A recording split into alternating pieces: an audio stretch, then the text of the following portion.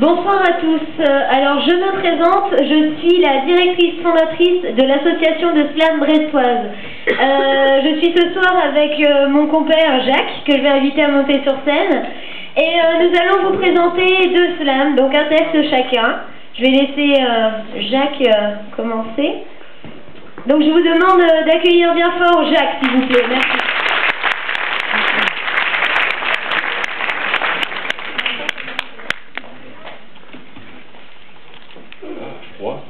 Pour quelqu'un qui sait évidemment pas son texte, mais on m'a demandé d'écrire quelque chose sur le bois. Et le bois, ma foi, je suis brestois.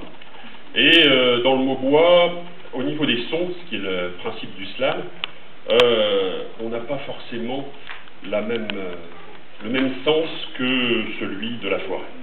Et mon texte s'appelle « Le son du bois au fond des corps ». Quand il boit, sa femme aboie. Bon son de bois, pourquoi t'en boire? Tu finiras à boire. N'étant pas de bois, mais aux abois, il boit, boit, boit, reboit, reboit, du verbe boire, et pas de la matière, mais il a matière à boire, à cause de déboire.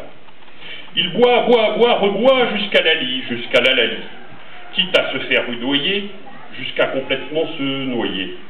Pas l'arbre qui peut verdoyer, mais le verbe est dans un verre qui lui met la tête à l'envers, comme la verte bœuf le fait devenir verbeux. Les bateaux en bois anciens, affirment les techniciens, doivent être humidifiés, et même bien imbibés pour leur étanchéité. Lui, pour être désinhibé, doit être bien humecté, mais il n'est plus étanche lorsqu'il pitanche. Elle ne plus de bois, sa pinoche. Il dit qu'il trouve sa femme moche, alors que son petit bois de rose n'est plus que molle coupe rose. Dans leur bois, plus de fourré, il ne fore plus dans sa forêt. Plus de missionnaires, plus de papes, plus de levée de soupape, plus de varapes sur sa grappe, plus de lapins, plus de lacs. Comme quand, comme un trou, on boit, on a une langue de bois. Adieu la laine fraîche, avec la liche, plus de lèche. Elle ne mouille plus sa mèche pour éteindre les flamèches, plus de Jésus dans la crèche. Elle ne chauffe plus l'anche de son bois entre ses hanches pour que sa branche ait une réaction. Il n'est plus question de faire l'action, comme dirait Rachida Dati, plus d'inflation pour ses abattis. Elle gueule et aboie, lui est gueule de bois. Alors, plus de cheval de bois, elle a perdu son Robin des Bois pour du rouquin qu'il boit. Lui, qui fait de feu de tout bois, son loup ne sort plus du bois, le verre d'alcool est dans le bois. Et sur sa potence, plus de pendaison, plus rien sous la ligne de flottaison. Bref, plus de fesses quand tout s'affaisse. S'il me peut déjà plus emboîter, bientôt il va sûrement boiter. Et plus de sorties en boîte, quand salement en boîte. L'artérite qui l'attend au coin du bois lui fera une belle jambe de bois, et tous les soins sur quelqu'un qui boit ne sont que cautères sur jambe de bois. Plus grunge encore ma foi, sa soif va attaquer son foie comme mangé par les termites, comme cuit dans une marmite lui faisant un teint asiatique, jaune comme un bois exotique. Il a oublié le goût de l'eau, il boit l'alcool au goulot, il boit dans les caboulots, mais aussi à son boulot. Pas l'arbre nommé boulot, mais le travail et ses ballots, il est devenu un vrai piccolo. Pas l'instrument piccolo en bois dont on fait les flûtes, mais celui qui boit des flûtes de champagne brut, comme une brute. Quand il boit, il se dispute, il traite sa femme de pute, et de simple sous l'eau, il devient un salaud. Chez lui, tout part à volo. De sa voix cassée à la Borloo, il dit « Fontaine, je ne boirai pas de l'eau, je préfère boire une tasse d'alcoolo. Si on ne fait pas boire un âne qui n'a pas soif, lui boit comme un âne, et jusqu'à plus soif. Et pour boire, il fait feu de tout bois, son existence n'est que du petit bois. Selon des proverbes, qui fait la folie doit la boire, et quand le vin est tiré, il faut le boire, il ne lui reste donc de la vie que le pourboire, alors qu'il ne vit plus que pour boire. Si vous n'êtes pas de bois, ayez pitié de celui qui boit. Sa vie est un chèque en bois pour une mort au coin du bois. Car personne ne le niera, la grosse bibine ruinera son corps et son esprit.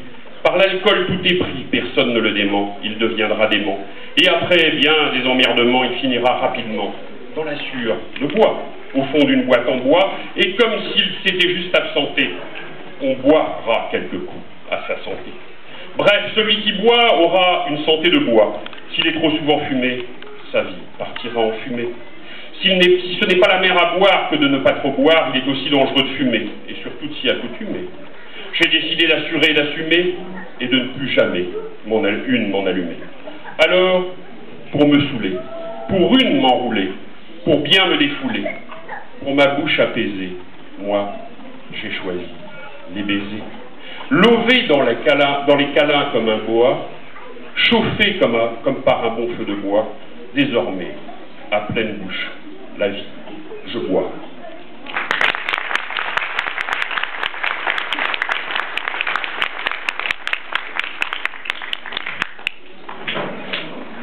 Alors nous allons continuer à parler de bois. L'homme prend racine dans le sol fécond qu'il a vu naître, lui conférant sa force pour devenir solide. Se grave dans l'écorce des cœurs entrelacés, comme en la chair du souvenir des amours premiers.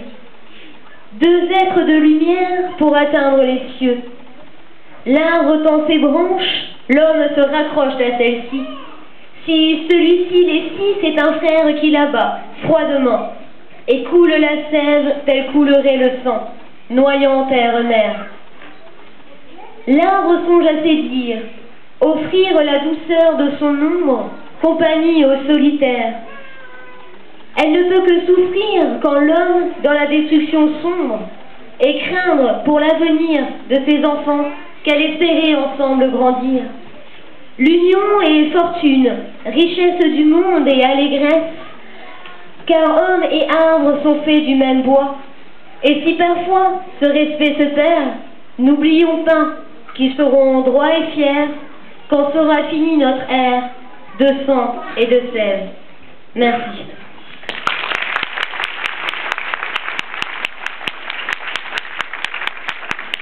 Avant de laisser la parole à l'animatrice, je tiens à remercier le Festival à Vote pour son invitation et à féliciter tous les participants pour les 2 jours qu'ils nous ont offerts.